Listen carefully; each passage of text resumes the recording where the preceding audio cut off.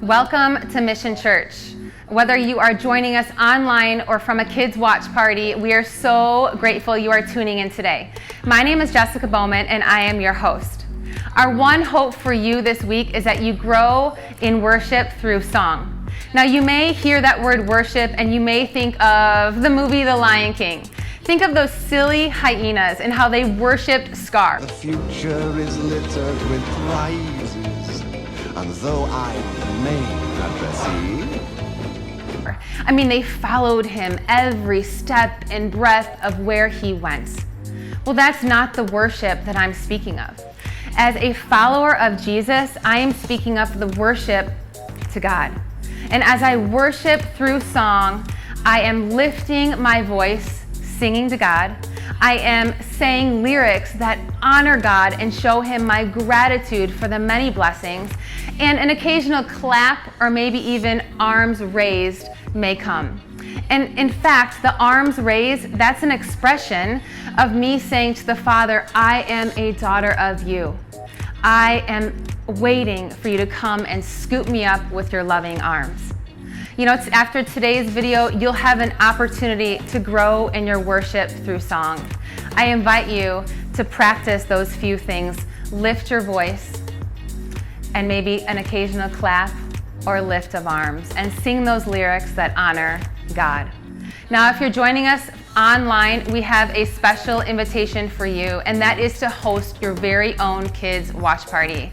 Yeah, this is a party on your driveway or in your backyard with your neighbors. You are bringing church outside for all of you to gather to watch together. If you want to know more about how to host your very own kids' watch party, you can go to the link below. Bye-bye.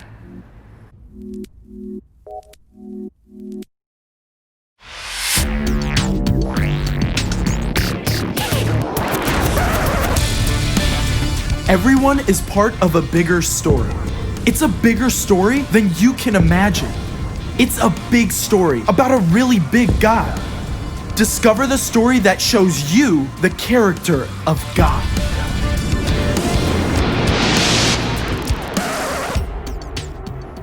Hey, I'm Caleb, and I can't wait to open up this glowing dot right here. 'Cause it's actually my Bible.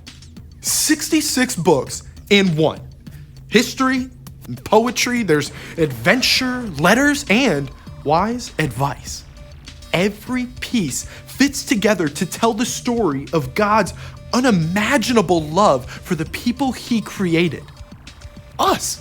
He made a promise to rescue us, even when we turned away from him.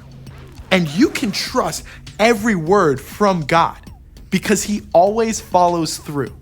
That's the true mark of integrity. And I've got 4 stories to show you how we can reflect integrity in our own lives. We start off in the book of Daniel. Here, Daniel and his friends have been captured and marched to the foreign city of Babylon. That's bad. But the king wants to train them up to be royal advisors and feed them amazing royal food. That's good, right? Except the food has been offered to false gods. That's bad. So Daniel's got to choose. Dig into the stake or stand up for the one true God. Let's move on.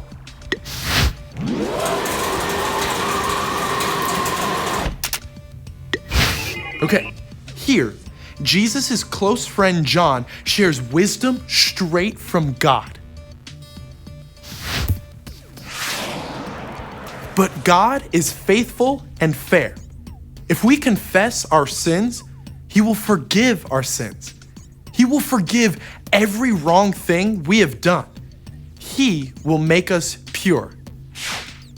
When you've done something wrong, it can weigh like a brick in your stomach, but give that burden to God. He'll wipe it away that very instant, and you'll feel about 50 pounds lighter. Now, It's back to the Old Testament and the book of 2 Kings. There we go. Here, a foreign army commander, Naaman, is healed of a terrible skin disease by God's power through the word of the prophet Elisha. Elisha refuses payment, but his servant Gehazi is wowed by Naaman's wealth. He sneaks out and spins a lie to get those bags of silver from Naaman. Then he hides the money for himself and tells Elisha, I didn't go anywhere. That lie, well, let's just say it leaves Gehazi itching with regret. We wrap up in the book of Philippians. The Apostle Paul reminds us that speaking and acting truthfully all begins in your head. Finally, my brothers and sisters, always think about what is true. Think about what is noble, right, and pure. Think about what is lovely and worthy of respect. If anything is excellent or worthy of praise, think about those kinds of things. When you focus on what's good and right and true, it changes what you say. It changes what you do. Your thoughts and words and actions, they start to line up as your life reflects true integrity. And I can't wait to see how it plays out in you and me.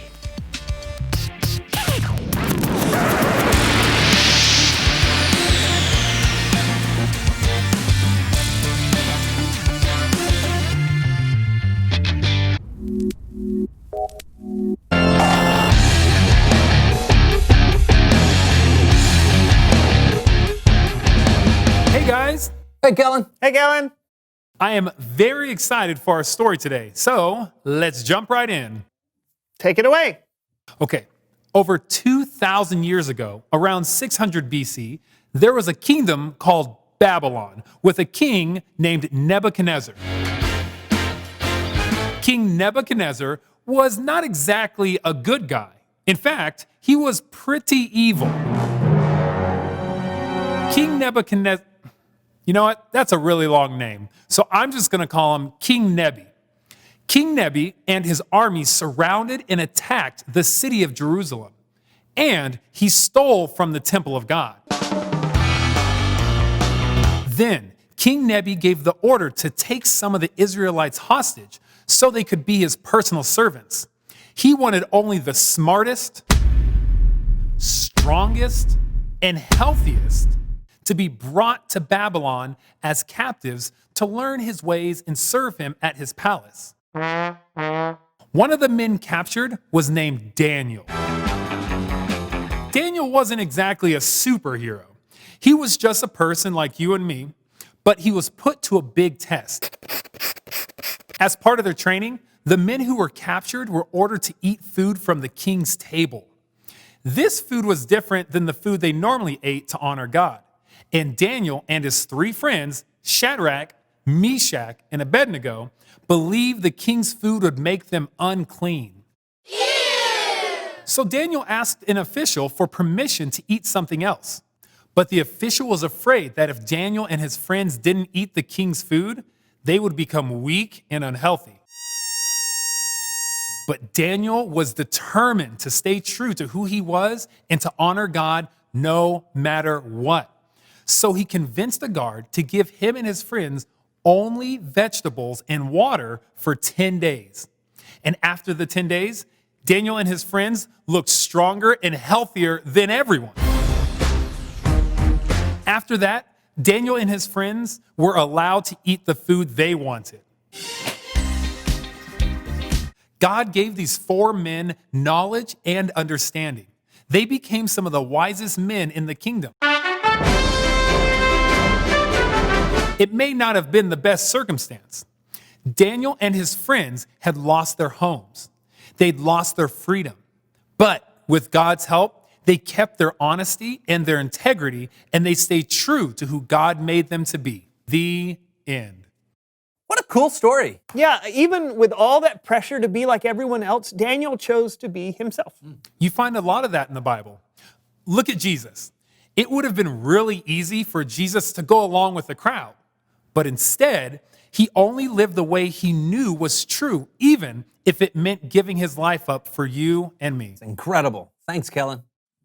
Hey, see you next time, Kellen. No problem, fellas. Bye. Bye. John, you were right. Whoa. You think I was right about something? Oh, do go on. No, it's about the Society of Sincerely, Perpetually Peppy People. That's not me. Yeah. I mean, yeah. No, it's not. And I'm okay with that. I mean, it's great to be happy and peppy, but it's also good to have other emotions too. And I'd rather be myself than try to fit into some club. That's awesome. Brandon, I am very proud of you. Thank you for joining us. Now here's your opportunity to grow in worship through song. We're going to go ahead and play a song right now on the screen. Feel free to sit, to stand, to walk around. Do whatever you feel is most comfortable to you. We hope you enjoy worshiping through song. Take care. Bye-bye. I'm no longer a slave to my sin anymore. And should I fall in the space between what remained to me and this reckoning, either way I will bow to the things of this world. I know, and I know I will never be alone. There is another ring of fire standing next to me. There